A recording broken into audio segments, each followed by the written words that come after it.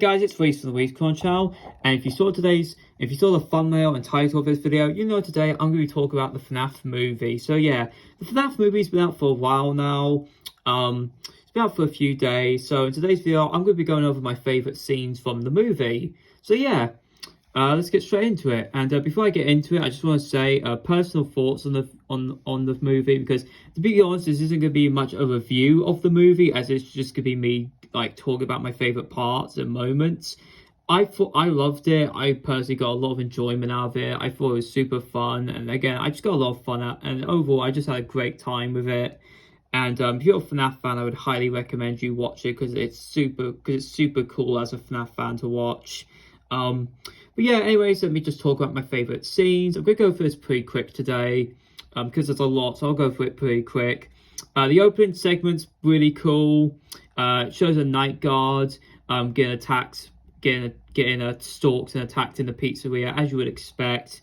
You don't find out the guy's name in like the movie. You don't really know the guys. You don't find out the guy's name during the opening, but if you look in the background of certain scenes, you find out the dude was actually called Fritz, which I think is a cool like nod to Fritz Smith from FNAF 2. So that's pretty cool.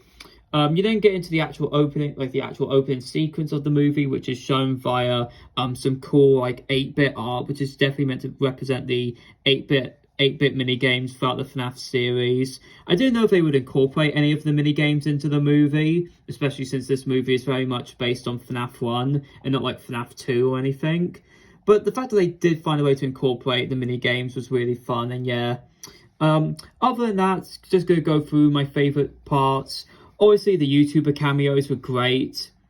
You have the Employee of the Month board with Dorco, Ryan, Baz, Raz, DJ Surf, John Wolf, you know, all those guys, which is super cool.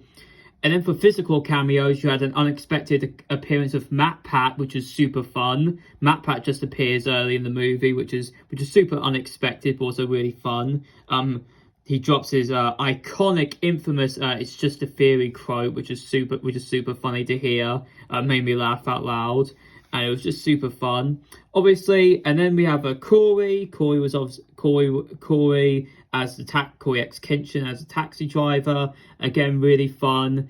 It was actually his scene that introduced. It's actually the scene prior to his, which is the introduction to Golden Freddy. Who I'm just gonna say, Golden Freddy was pretty underutilized in the movie. He appears like once, or he appears for a good few minutes. He appears like a minute, and then after that, like he never appears again. It's kind of strange how they utilized him.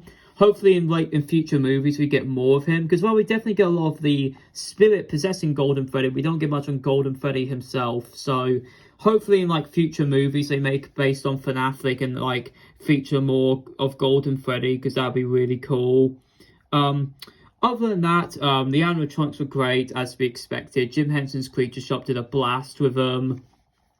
Some really fun scenes for the animatronics, and not just them being like creepy and stalking and killing people. Like, we get a lot of that in this movie, which is great.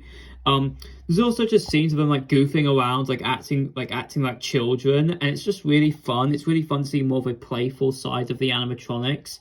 And I think we've only gotten for like characters like Glamrock Freddy and Security Breach, and like Roxanne in Ruin. So it's really cool to see it with the FNAF On trio. The FNAF On gang, and yeah, other than that, other stuff to go through. The acting was great. I enjoyed that. But actually, you know what? Yeah, William Afton was great. As many people predicted, at the end of the movie, he does get spring locked, and he does die, which is really fun. It was probably one of my favorite moments from the movie. Him getting spring locked at the end was super great, and the animatronics like dragging him away like the end of Silver. It's just overall just a really fun movie. I just had a blast with it, and yeah, overall just a really good time. So if you enjoyed this rather different video on the channel, make sure to like and subscribe. Check out the playlist for more, and yeah, see ya.